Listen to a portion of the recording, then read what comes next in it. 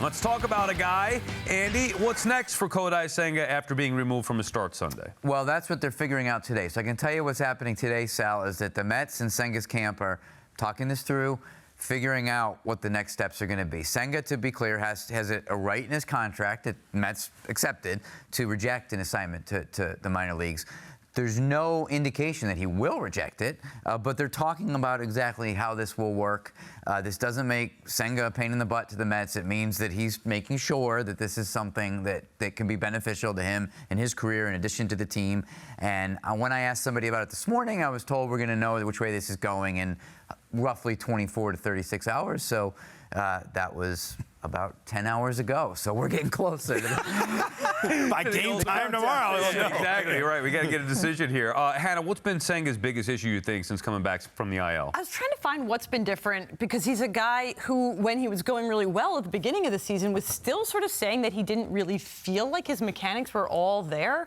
And some of the underlying numbers at the start of the season actually reflect that he was getting, if not so much lucky makes it sound bad, but he was able to work around giving up contact and work around giving up walks. So earlier in the season, when he had, before the IL stint, he had a 1.9 ERA, but a 3.22 FIP and a 4.11 expected FIP. Since he's come back off the IL, I actually didn't write this down. He's got an ERA, like over 6 or something like that? But his FIP is not that much, or his expected FIP is not that much higher than it was earlier in the season. Expected FIP before the IL, 4.11. Expected FIP since the IL, 4.59. So in some ways, he's giving up slightly, or getting a little bit less chase on the pitches outside the zone. But I think he was maybe getting results even despite his struggles early on, and that was giving him confidence. And now he's seeing his sort of mistakes compound. And for a guy who can be a little bit overthinky on the mound, that's seeing those mistakes compound, well, that makes you less confident. Can you just, for those at home that don't know, FIP exactly? Fielding independent pitching. So that takes out defense and stuff. That's like things like walks. I knew that. FIP, yes. Fielding independent pitching. Sal says FIP in the office all the time.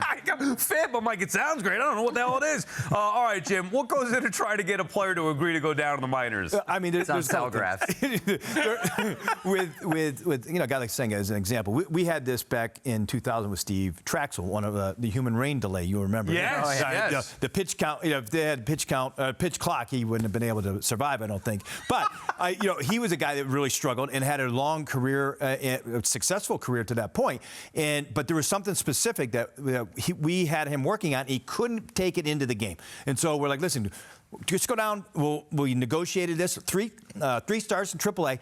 You'll come back up because if you got to the 20th day, it would have cost him a year of service, and which would have affected his free agency. So we didn't want to do that. We just wanted him to go down there and try it out of the spotlight of New York and out of the spotlight of the major leagues. He went down. His last start, he threw a no-hitter in 7 innings, got himself back on track, got the confidence that you're talking about too, Hannah, and all of a sudden he pitched well the rest of that second half. So it worked. It can work, and I'm hopeful that Senga will be willing to do something similar.